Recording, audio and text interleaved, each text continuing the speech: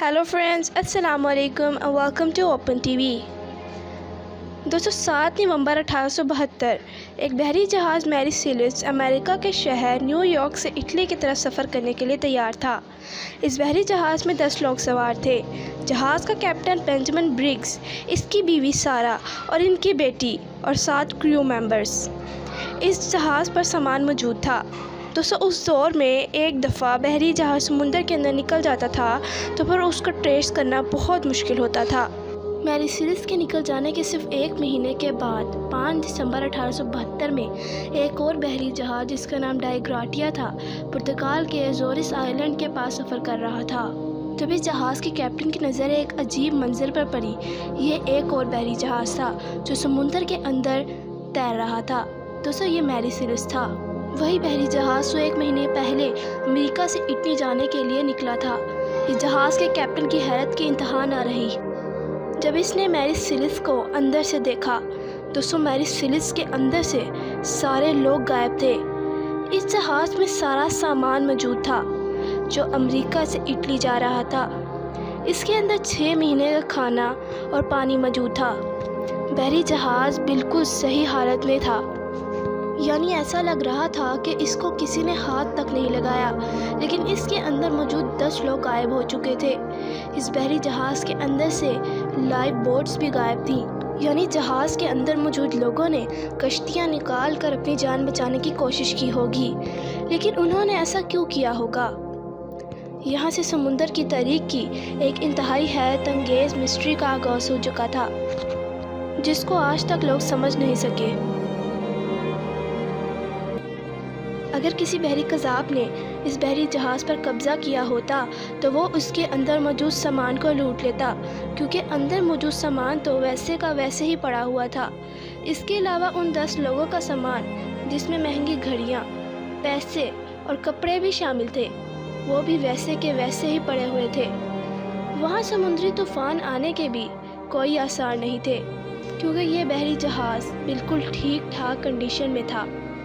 तो फिर इस बहरी जहाज़ में मौजूद 10 के 10 लोग लाइफ बोट्स लेकर कहाँ गायब हो गए। दोस्तों एक और हैरत अंगेज़ बात इस बहरी जहाज़ का माजी था। इसका पास्ट काफ़ी अजीब रहा था।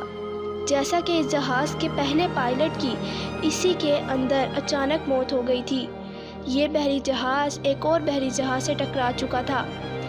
इसी तरह के कई वाक़यात मैरी सेलिस से पहले ही जुड़े हुए थे। इन्वेस्टिगेटर्स के मुताबिक इन्हें मैरी सेलिस में कोई ऐसी चीज़ नज़र नहीं आई थी जिसकी वजह से वो 10 के 10 लोग ये बहरी जहाज़ छोड़कर कहीं चले जाते। कई लोगों ने इस बहरी जहाज़ के मुताबिक अपनी अपनी थ्योरीज पेश की।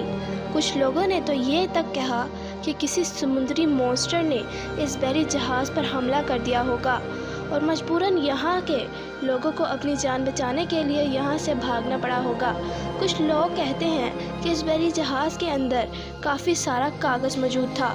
उस कागज़ को आग लग गई होगी और ये बोट जल गई होगी।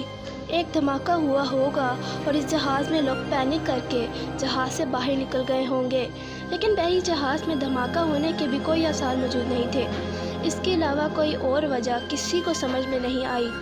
कुछ लोगों का यहाँ तक कहना था कि हो सकता है जिस बहरी जहाज़ यानी डा ग्राटिया के लोगों की नज़र मैरी सेलिस पर पड़ी थी, इन्हीं लोगों ने मैरी सेलिस के अंदर लोगों को कत्ल कर दिया हो, लेकिन ये पॉसिबिलिटी ही नहीं थी क्योंकि इसकी कोई वजह नहीं थी।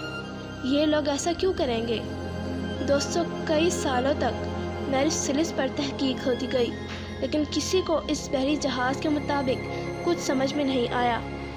एक और थ्योरी ये भी थी कि हो सकता है कि समुद्री तूफ़ान आने के डर से इन 10 लोगों ने लाइफ बोट्स निकाल कर यहाँ से निकलने का प्लान बनाया होगा, लेकिन ये बहरी जहाज़ बिल्कुल सही कंडीशन में मौजूद था।